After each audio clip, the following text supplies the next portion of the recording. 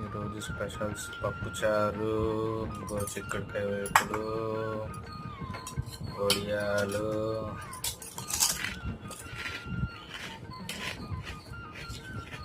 ఇక మొదలు పెడదామా?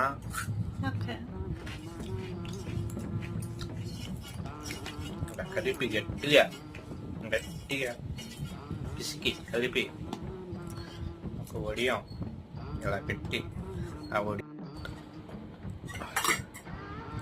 ములక్కాయ ఇలా తీసుకుని సాంబార్తో ఇలా ఏళ్ళతో కెలకుండా ములక్కాయతోనే తిప్పుకుని ములక్కాయ పక్కన పెట్టి ఇలా పోసుకొని కలిపి